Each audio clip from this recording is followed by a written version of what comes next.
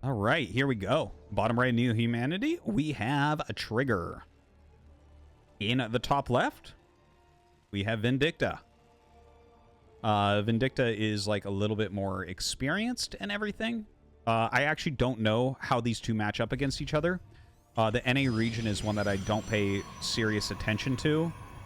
In StarCraft 2, I think the only player I really kind of keep track of, the only two players, I guess, would be Scarlet and Astrea for the region. They're the only two that have super interested me. You say Trigger's a favorite. Are you saying that because he's a Protoss player, or is Toss also OP in StarCraft 2? It's actually very similar to StarCraft 1, where there's way more high-ranked Protosses. For some reason, all the talented players chose Protoss and do cheese builds. But yeah, that is the case in StarCraft 2 as well. Like, half of GM is Protoss players. But they have a hard time actually winning things because most of them just got good through cheesing and shit. It's very similar to Brood War Protoss, where, like, as soon as you get a Protoss that actually knows how to do everything, they're so scary, like Rain. But then you get just a million Protosses that just got there through abuse.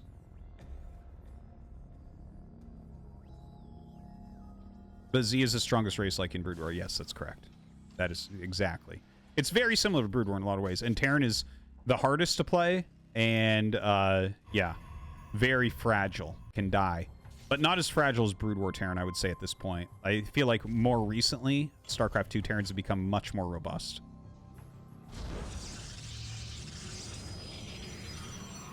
Someone says Trigger's catching up to Scarlet in Australia. Yeah, I've heard a lot of good stuff about Trigger lately, but yeah, I don't really catch his games.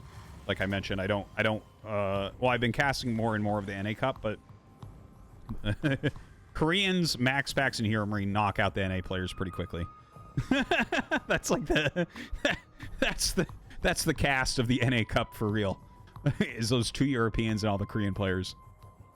We do have some very good Korean players here today. In fact, they might, whoever ends up winning this might go up against a Korean. I forget what's in their bracket. You haven't missed much, man. This is the second match that we're casting, and yeah, it just started, so you're lucky. You are in luck. All right, Reaper coming in, and ooh, gets a probe. Trigger a little bit off there. He's gonna get a second? That's crazy, man.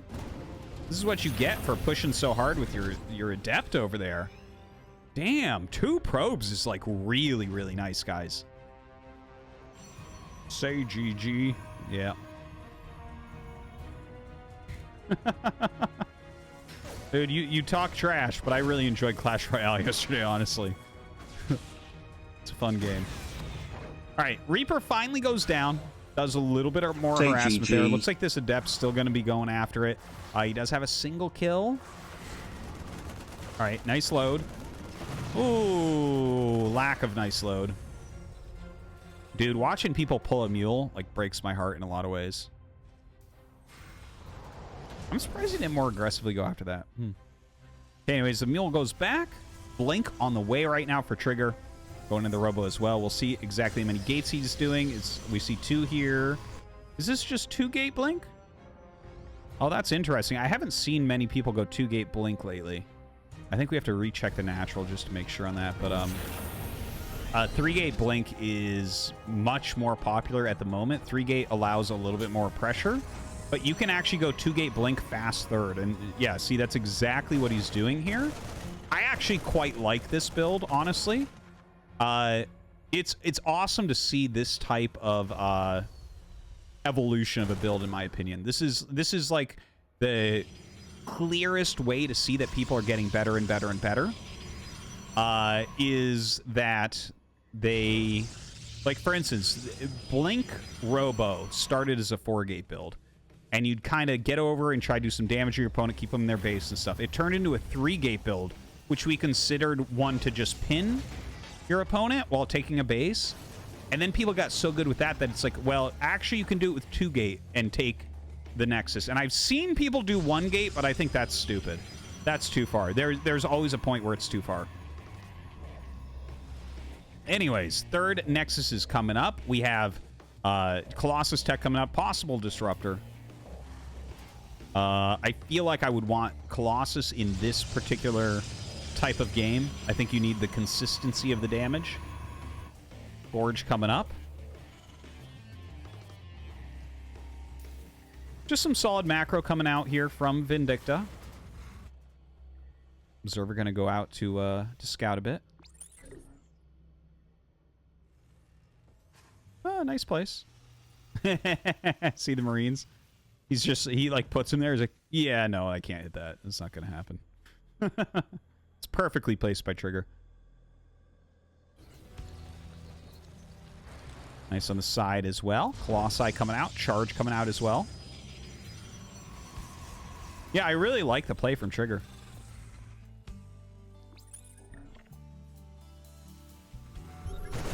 Well, that one was not perfect.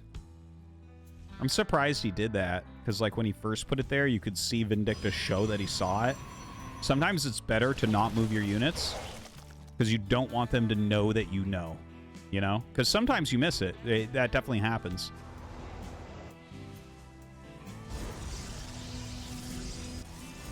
Someone in the chat asking, are TOS motherships good? They're okay. I don't think people use them well.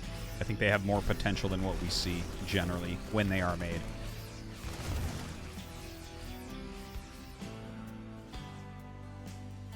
And for, yeah, minus 400, I know. Yeah, people talk about the lifted siege tanks. That was not a Wings Liberty thing. That was beginning of Legacy of the Void, I want to say, and then they took it out.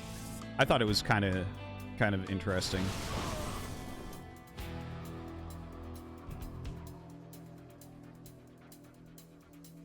All right, so good production here for Trigger. Over on the side of Vindicta, he does have his 3rd command center coming and adding his 4th and 5th barracks. Very important stuff. Already has that +1, getting into the +1 armor. We should see his move out. Like, we have a small move out by him that looks like a small harassment force, right? But normally what happens is as you're taking your 3rd base, you're going to move out with everything to put pressure on. Now, we don't see an actual prism on the map yet, I don't believe. Right? Like, I'm fairly certain we haven't seen a prism made. So this move out is actually really, really safe from Trigger. Something that you should be pretty happy about from Vindicta's... I'm sorry, I said the move out from Trigger. The move out from Vindicta is very, very safe. Because Trigger doesn't have a prism, like, waiting to backstab, because that's normally what happens, right? Like, there's, like, all these sets of moves that are always done by both sides. Yeah, we are missing that medevac. I mean, that one war prism. He's playing a much more defensive macro game. And again, I've heard good things about Trigger, but I haven't really seen his game, so I'm kind of excited to learn about him as a player. Because he's playing a very solid defensive macro-oriented Protoss game, which I really appreciate, because that's always my style in every game, and like that's what I appreciate the skill of the most. This is like the hardest thing to do with Protoss, generally speaking, would be the more laid-back macro game. Like, he's got his double Forge going, he's got double Robo going. He's not even trying to backstab with prisms or do any of that type of harassment. He's just going toe-to-toe, saying, I'm going to build up this very, very strong army. I'm going to block your harass, and let's go.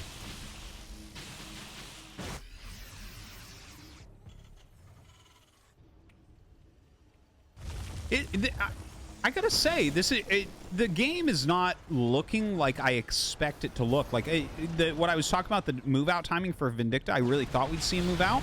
But we can see that he's, like, heavier in siege tank than some players like to go, which is giving him a good defensive stance here. So he can kind of sit back. But as you just saw, like, Trigger walked up and forced a cancel on that 4th command, which is... That's, like, incredibly annoying. It's not end-of-the-world annoying. You force a cancel on the 3rd, let's say. Which, well, that would never happen because you would never build your 3rd out on the map. But, like, something like that could be something where you're like, wow, you're really far behind. So we're not going to count, like, Vindicta dead because of that move, but that's a very good move for Trigger.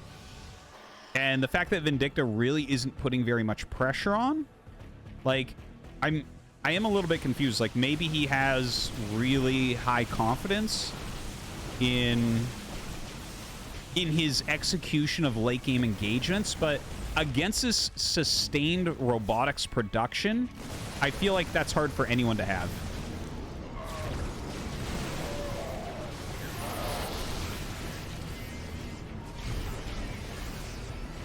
Like, the way that Trigger is playing right now, like, honestly, I would like to see him maybe pop out, like, an Immortal or two. I like the amount of disruptors. He only has 2 Colossi. 2 Colossi is the hilarious number of Colossi. 1 Colossi is a bait unit, and 2 Colossi is you literally can't build the right amount of Vikings against it. There's no right amount. Because 2 Colossi is not, like, enough to overcommit Vikings, but if you have, like, 4 Vikings, that's, like, garbage in your army. It doesn't do anything. It doesn't kill them fast enough, right? So, this is, like, it's such... I want to pause the game and just talk about these positions, because they're so different from a lot of the stuff we see at the pro level. Anyways, these Zealots getting cleared out. 8 SCVs go down. Vindicta's economy is still okay. 67 is fine. Both sides are maxing. All right, nice catch there. A little bit sloppy from Trigger, but not that impactful. Lose 1 disruptor right now. All right, his Zealots eating disruptor shot. I love it. You love to see it.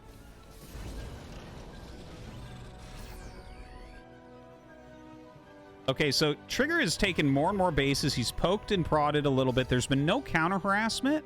Just a consistent push forward here from Vindicta. I feel like Vindicta is used to Protoss's donkeying into him. Because the way he's playing, it's such a defensive stance.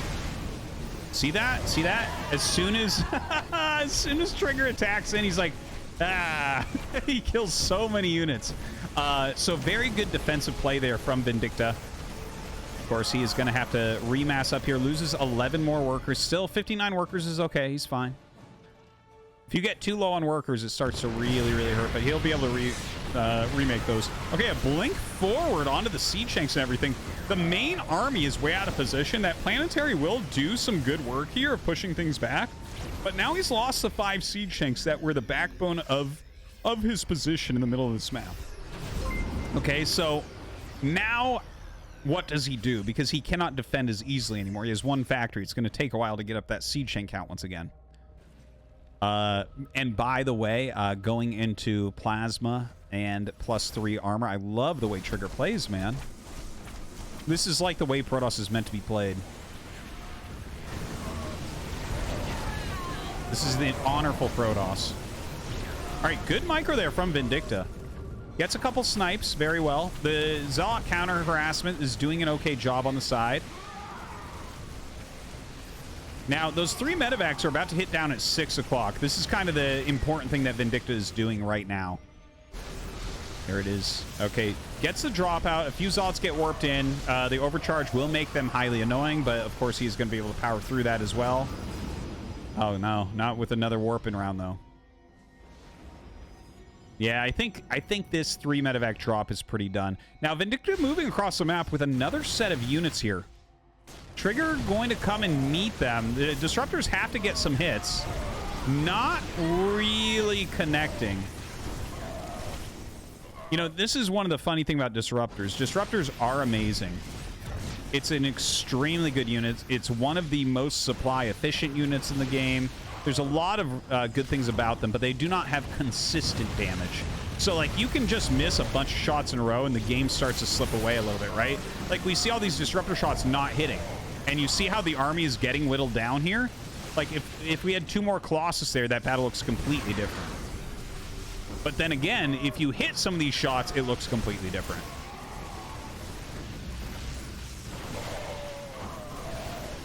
And GG is called. Trigger is going to take the game. That was very nice. Okay, Trigger played, I think, like a really, first off, so straightforward and so honorful. Okay, I'm gonna have to make him my fucking honor, hard work, whatever this, right? And instead of going to the word Artosis, it's gonna go into the word Trigger, because the way that he just played that, right? He was not doing anything sneaky. He was not, like, he was just like macro, macro, macro, macro, consistently build high-quality units and retain them. This is, in theory, how you should be playing StarCraft, okay?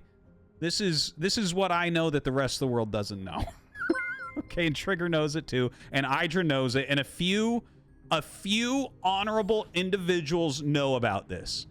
That if you macro well and you consistently keep high-value units alive, you should be able to win the game.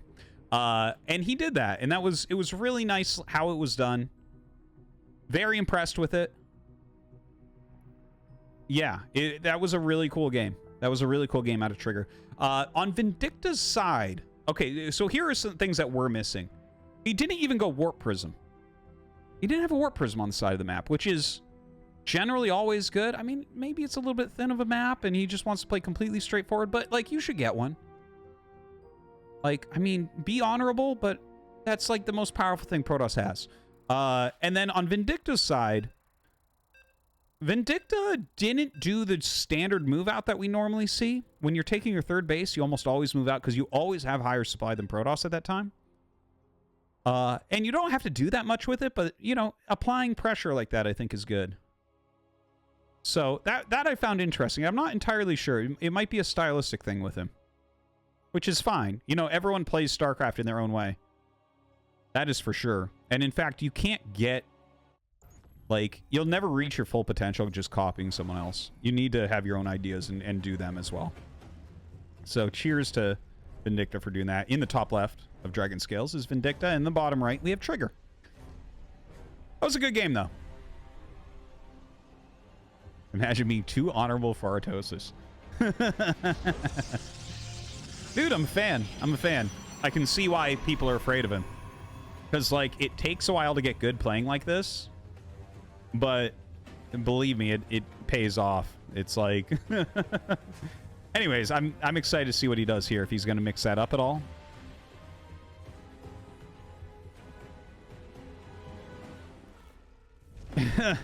No, if you get triggered losing to someone that out-macros you, then there's something wrong there.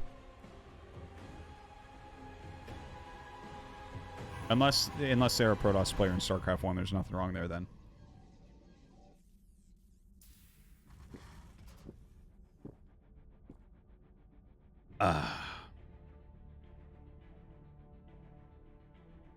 All right. So, Dragon Scales. We have Vindicta going around the side of the map a little bit instead of through the center with that Scout SCV. And I mean, just the standard early game harassment stuff that you always see. Thanks for the sub, Grand Finale. Good to have you, man, as always. Guys, I would like to take this moment while we wait for this Reaper to be made to remind you to follow the channel.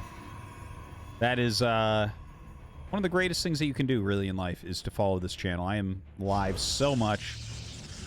Honestly, I'm on more than 25 hours a week nowadays. But 5 days a week for sure. Do please follow. We've been casting the ESL Open Cups pretty regularly so far. People seem to like them. So, yeah. There you go. And you should subscribe too, yeah, 100%. If you don't want the ads that pop up, Twitch loves serving ads. Guess what? Subscribing fixes that. Oh my god, what a deal. What a bargain. Okay, so... Oh, that's interesting. Trigger pulls the probes down. A lot of times, you'll see Protoss just, like, let a bunker finish, but a lot of times it's behind the minerals, so maybe just because of its location, he decided to pull. Nice pull back there from Vindicta.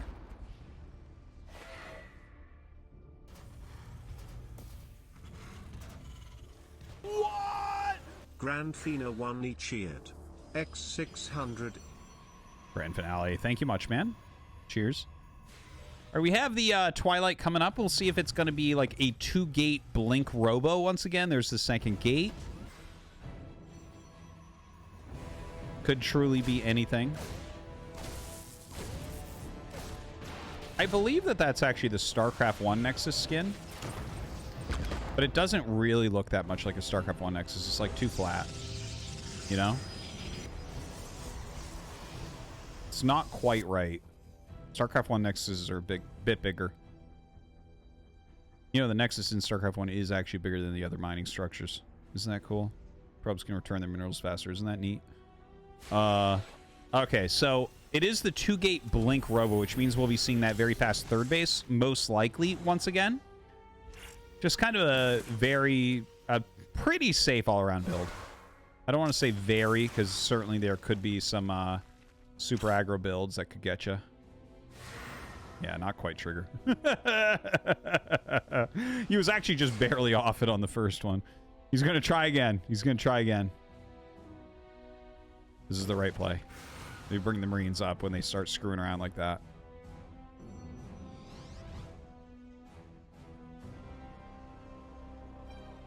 All right, Vindicta with that pullback. Siege Shank on the way.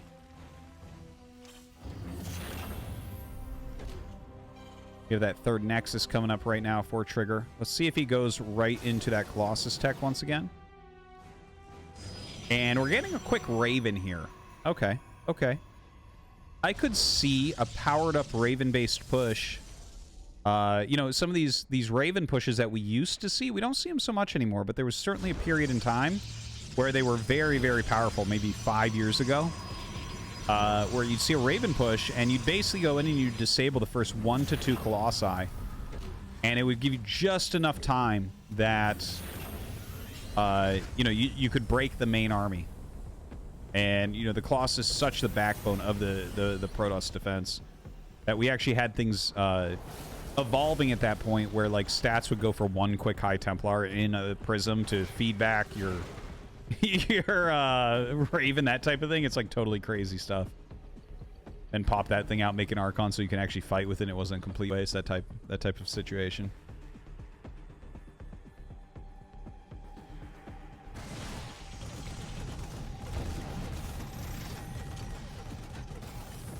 Yeah, it's pretty normal for Protoss to get ahead in the probes reasonably quickly in StarCraft 2.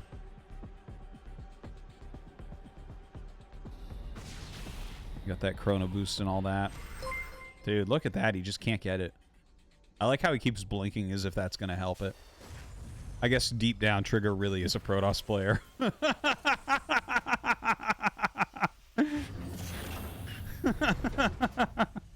He thinks if he says Beetlejuice in the mirror 3 times, he's going to be able to hit that Raven. All right, so 4 gateways on the way as well as a forge. Dude, I don't know, man. I don't know what to say. When he blinks at it twice, I'm like, there's no... There's just no reason. I love it, man. StarCraft. This happens to everyone, honestly. Like, there are games where I place my first depot wrong and I just look at it and I'm like, is that... Oh my god, I placed that wrong. I've been playing for 24 years and I've just fucking placed that 1 depot wrong. It's so weird. Anyways, Vindicta pushing out a little bit here. You can see his supply starting to peak a little bit above as far as attack units go, right? Like army units. He has that Raven out. So, like, the Raven is stuck. It doesn't have enough mana really to do very much. Like we just saw him throw down the auto turret. So that takes away the anti-Colossus push that I was talking about earlier. That doesn't seem to be something that he could do, but it looks like he is setting something up, right? There's some small portion of Trigger's attention is on that Raven. We also have this group out and this double mine drop coming. Okay, so there are 3 things that he's going to have to pay attention to, plus whatever he's doing. And he doesn't know when or where these things are necessarily going to come in other than the Raven. Right, so Vindicta is going to try to abuse him with this. Let's see. He boosts in and drops the mines. Now, I don't like how that was timed. I got to say. Okay, he brings out the Raven as well. Now that he had the Raven come in as well, it's a little bit better, I think. But his Bioforce that's, like, kind of just roaming about, I feel like if he had made everything work together there is much more potential for damage. You're trying to get your opponent to misplay. And I don't think he did everything in his power for that, but hey, he's starting to get something. He gets a cancel on the 4th. He's going to go ahead and boost into the main base here. Not sure what he'll get done. He only kills a couple Zealots. Doesn't really get the targeting that he needed. Somehow this Raven is still alive. He should maybe blink that Stalker, see if he can hit it this time. Ghost Academy on the way for Vindicta. Nice little taste-elope there. Yeah, the Nexus is gone. Third command center landing down. Some Ghosts and Vikings being made.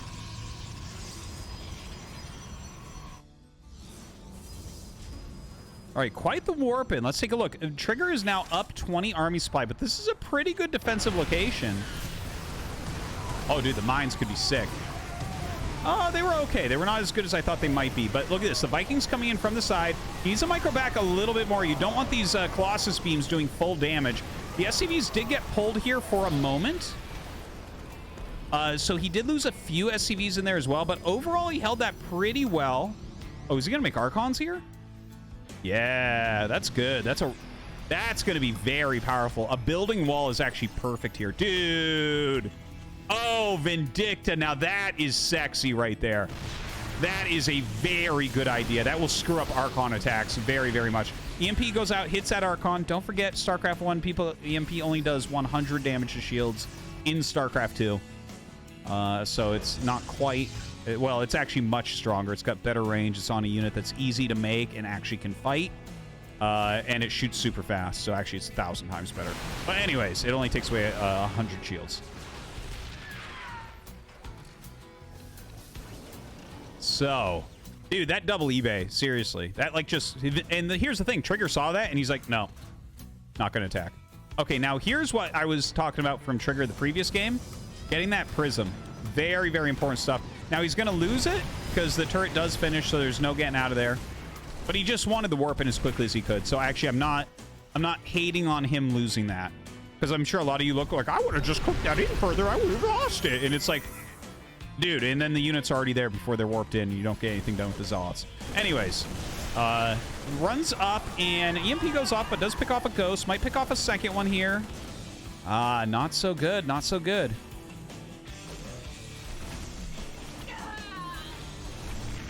Okay, still going to get a little bit of damage.